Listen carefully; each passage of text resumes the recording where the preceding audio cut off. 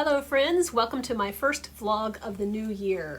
It is Monday morning and I have had a little bit of a chance to take a break. Not a terribly big break, but we did take some time off over Christmas and the new year.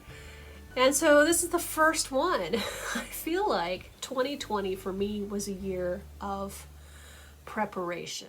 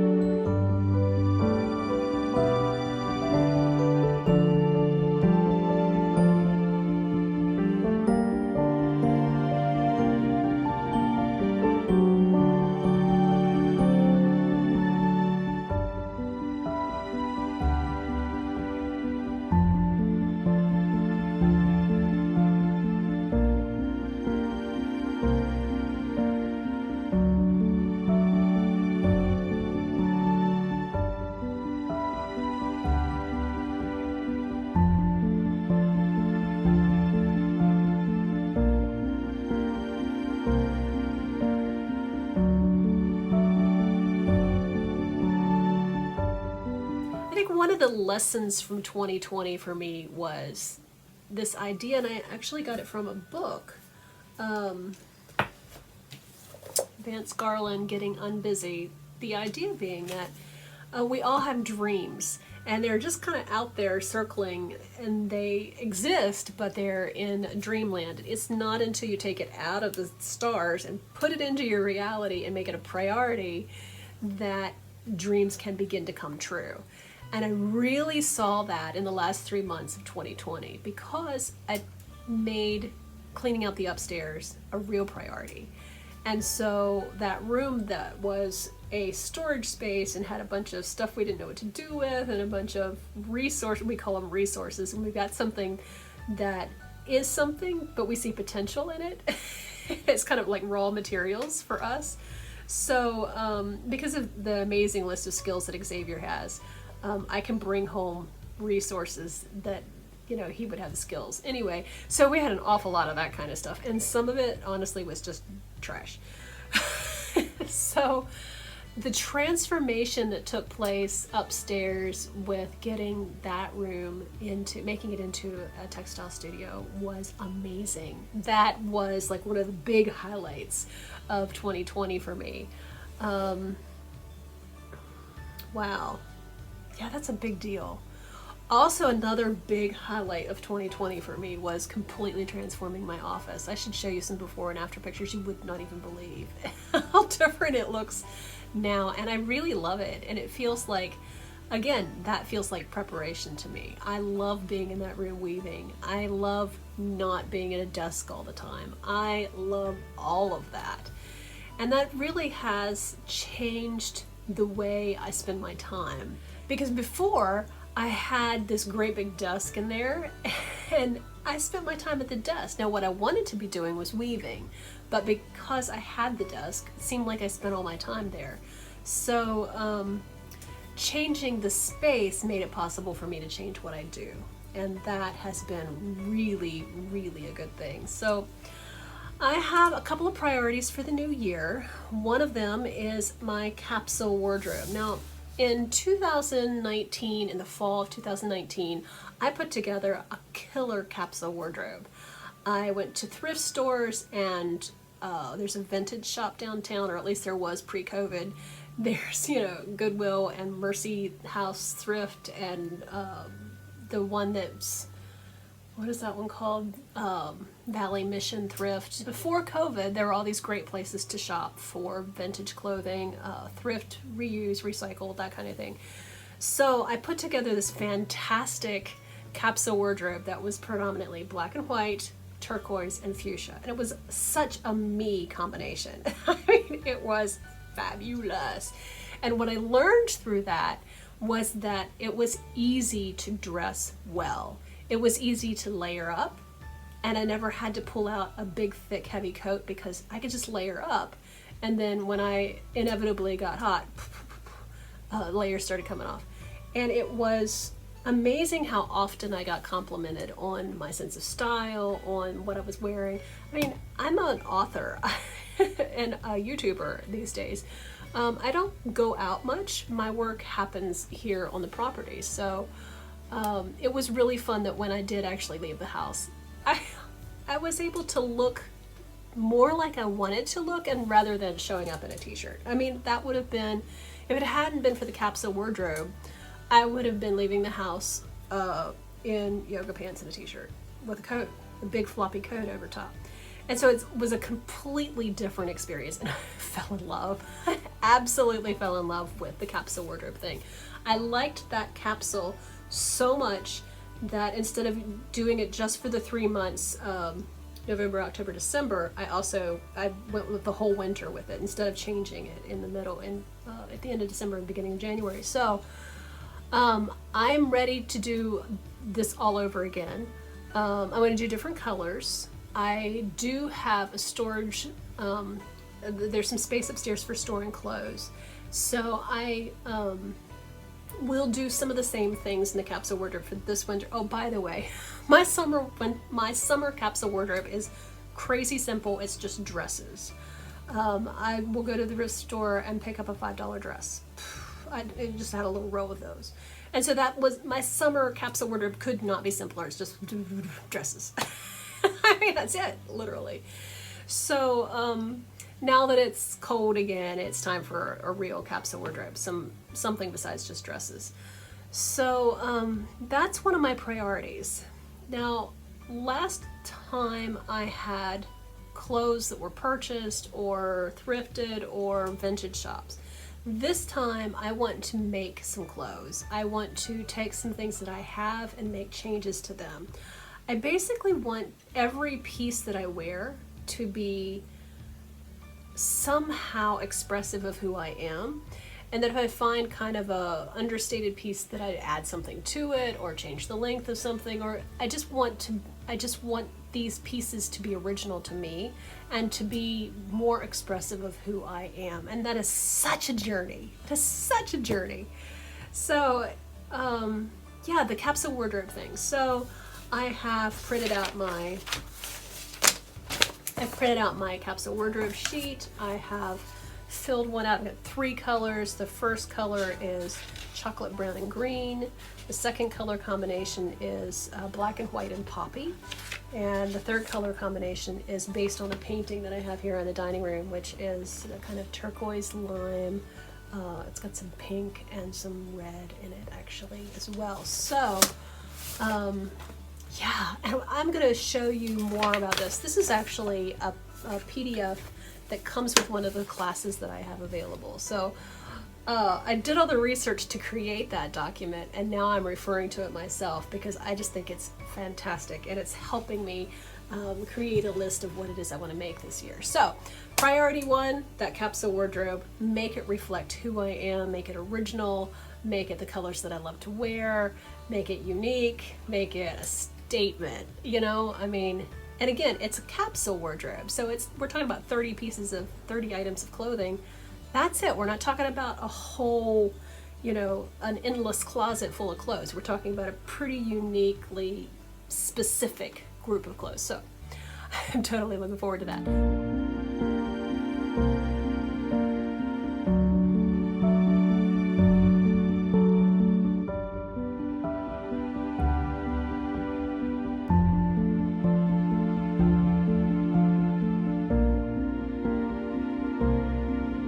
Second priority, or these are in no particular order, is to continue my genealogical search. I have loved the stories that I've learned last year. I kind of got started with it in 2020 because we went to an auction where they had a couple of old books that were genealogical, and it sparked my imagination to get back into it. And so I picked up a couple of books and spent some time just researching. My name was in one of them. Actually, my name was in 2 of them. And so I was able to go in and find out a little bit more about my Mennonite ancestry. And that's fantastic because I'm like 3/4 Swiss Mennonite and cultural Mennonite. And so I was just really Really cool. And so that has opened up a new round of I did this like a decade ago. I spent a whole bunch of time on genealogy. This time has been different though, because this time there was one spot on the tree that I wasn't able to get past last time. This time I have discovered that I have some Cherokee ancestry. That has been so much fun, because I knew the whole cultural Mennonite thing. I knew that, the Reformation went kapoof in Europe, and then suddenly there are all these little people coming over here. I knew that. I did not know that I had family that walked the Trail of Tears. I did not know that I had people who were removed from their homes at gunpoint. I did not know that this DNA is in my body. I didn't know that, and I'm kind of that one has really kind of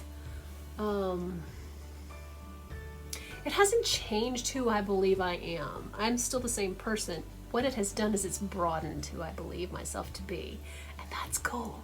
So in the new year, I intend to continue to explore my genealogy, learn more about who I am and the DNA that's running around in my veins, and hopefully explore some of Xavier's as well, because we got questions. Whereas I got all kinds of names on paper for mine, I have not been able to get anywhere at all on his. So I'm hoping that in this year I'll be able to explore that as well. Really cool.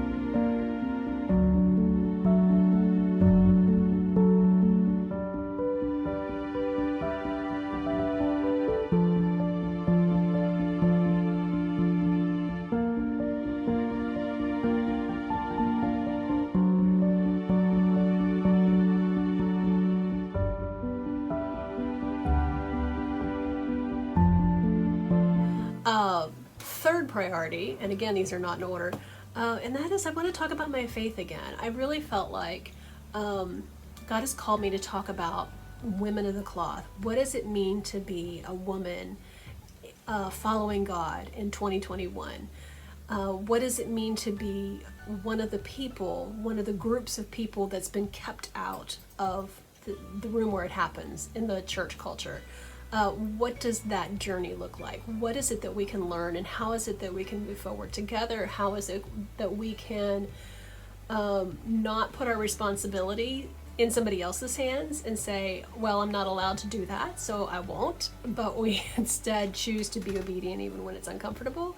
I mean, there's so much there that I want to explore, and would really welcome kind of that dialogue, because I'm feeling like there's so much about the mystery of faith, and I have tended to come at it wanting the answers, and I really have felt like this year again I got the reminder that it's not about the answers, it's about the mystery. It's about being able to be comfortable with God being God, and that by definition is way bigger than I'm going to understand.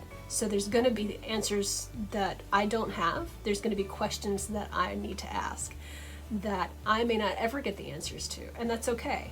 So I'm exploring that kind of faith, and I'm actually pretty excited about that going forward. I think there's going to be some fun stuff for the channel in that. So that's cool.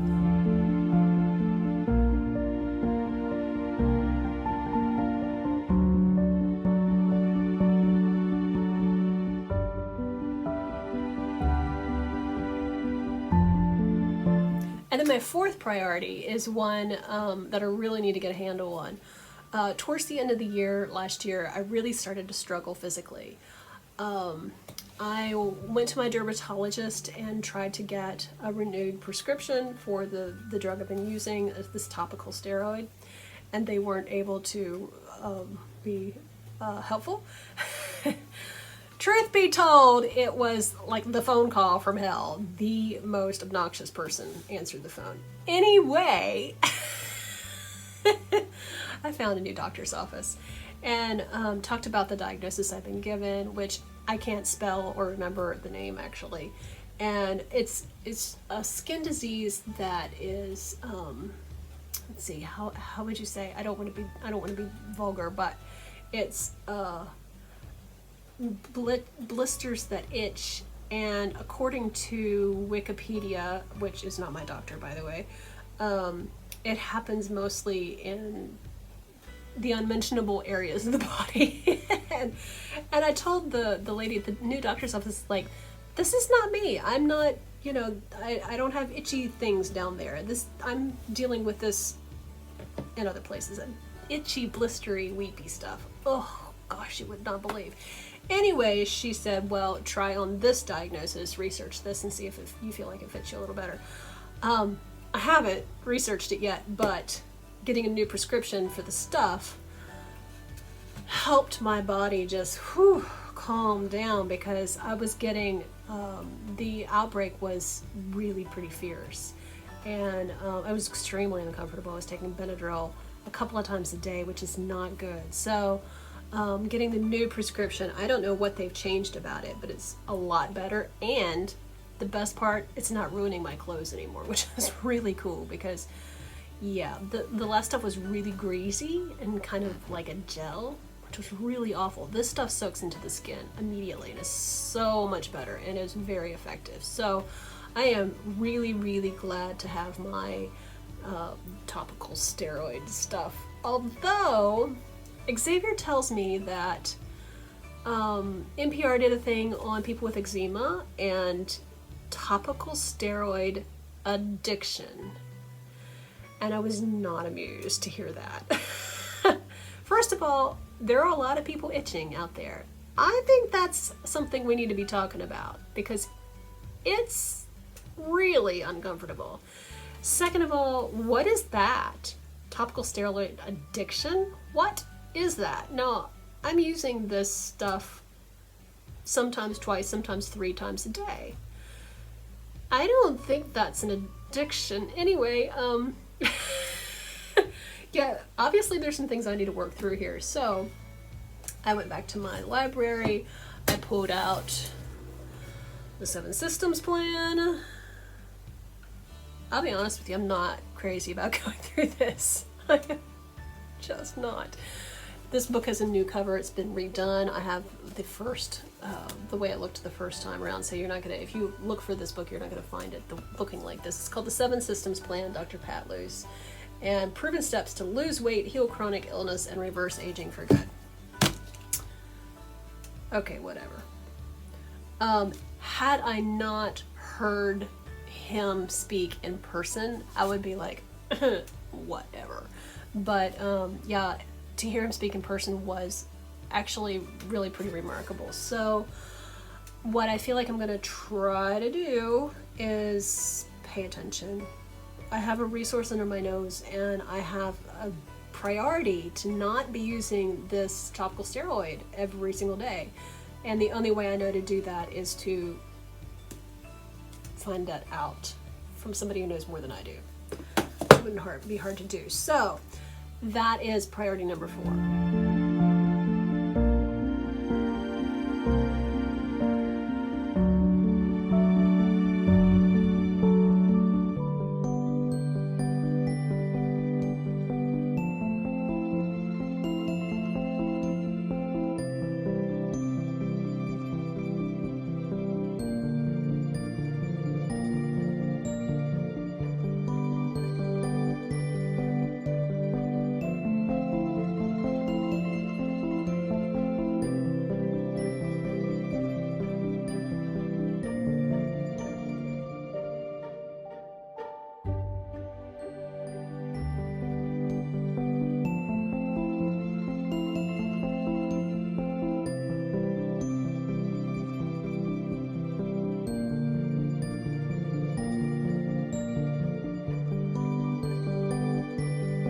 So those are the 4 priorities that I have ahead in 2021, and I'm pretty excited to get to just dive in and to spend some time with that.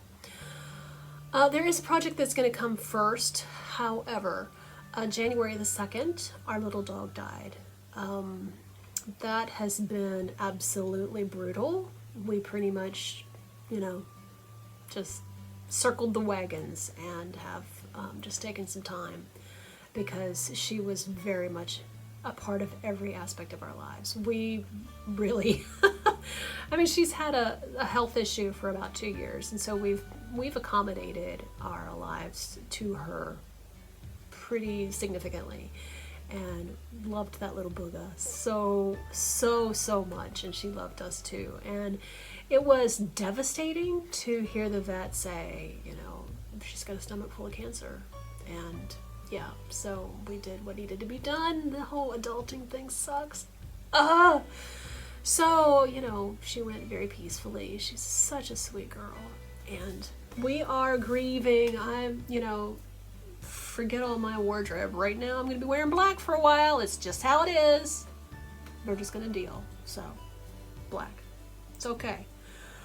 So, I'm washing things that have dog hair in them. I'm cleaning out all the various stuff. I mean, we're probably not going to have a dog for a little while, and so I'm just going through the house. Let's get some of the dog hair out. Our house doesn't have to look like a dog lives here.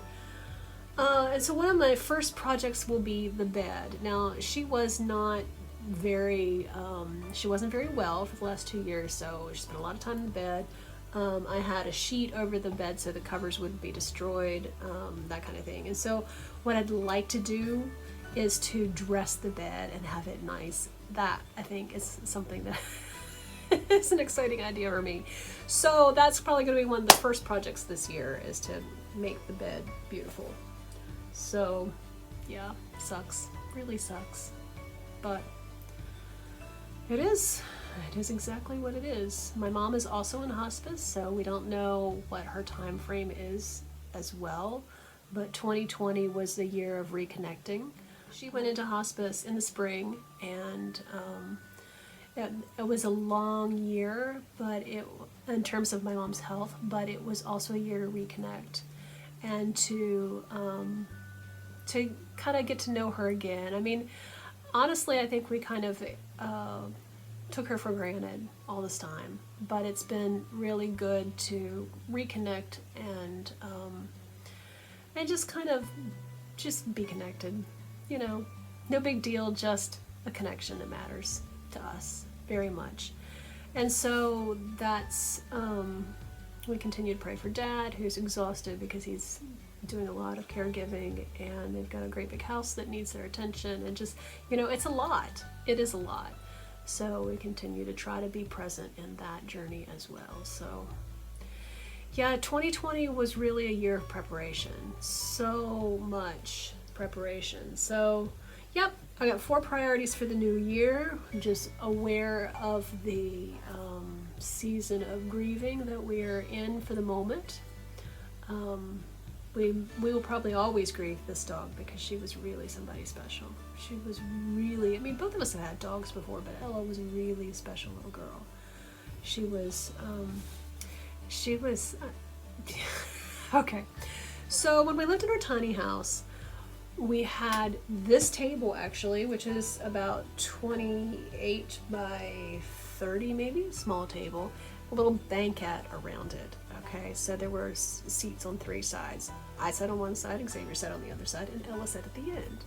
And sometimes Ella had a plate of her own. Most of the time she was asleep on the banquette. But sometimes when she was really interested in what we were eating, she had a plate of her own. The dog sat at the I can't believe I'm confessing this to the internet.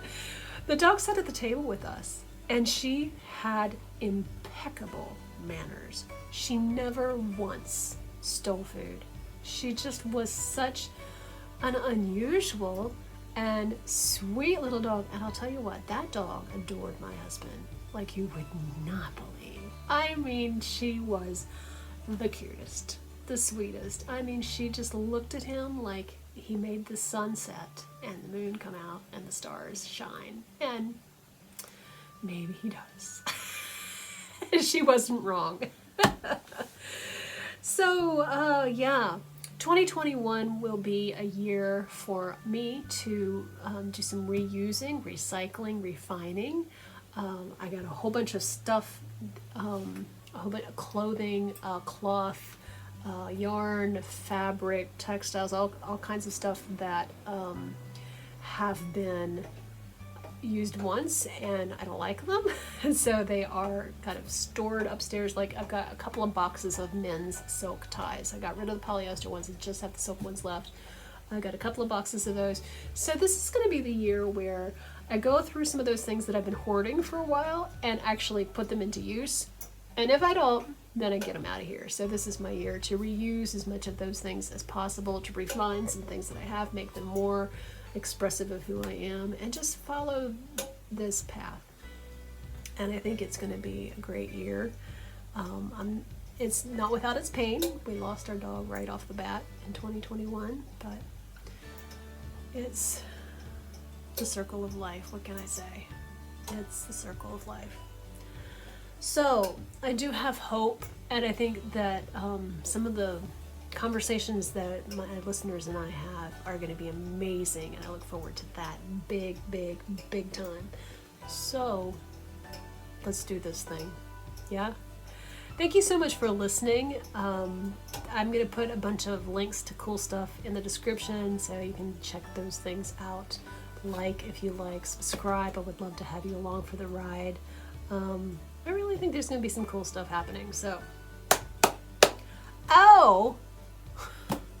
I talked about the capsule wardrobe and forgot to mention the most interesting part, and that is history bounding. It's a thing. I mean, and did I show you the shirt? Stay vocal. Okay, so this is a really perfect example of reuse. This shirt had a logo, you can kind of see, it had some stuff on it. And then they came along and put the new part on top and I think blacked out this little section right here. So this is a really good example of reuse. And this is, I think if you look up alexeaves.com, ALEXEAVES.com, you'll be able to find more of his work. So he is taking t-shirts that exist, keeping them from the landfill, making changes to what they do. And there's a thing on the back of this one too, I think. Yeah, and it just explains the reuse life cycle. That's a shout out to Alex Eaves. And this design is created by my tiny house friend Deek Diedricksen, so definitely check him out. Really cool. He's got a really cool art style. Kind of graffiti looking, kind of Matisse looking. It's really, it's really cool. So yeah, shout out to him. So yeah, this is my year to reuse, recycle, refine, and learn to be me more authentically.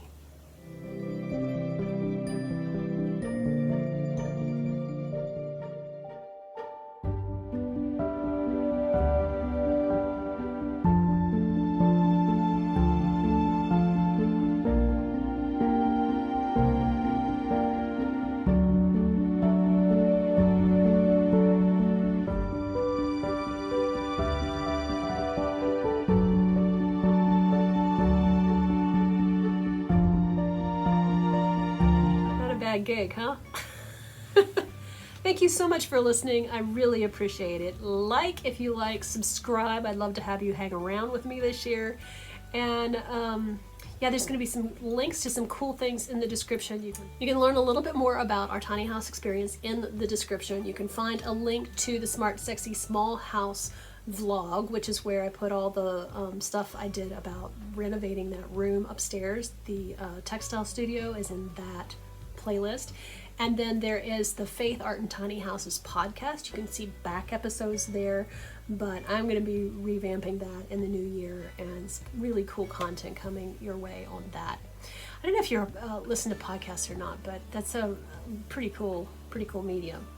So yeah, thanks for being along for the ride this year. Like I said, 2020 has been such a year for preparation, and I remember a while back this idea that I felt like I'd been held back But I felt like the Lord said, you've been held back, yes, but you've been held back like an arrow is held back.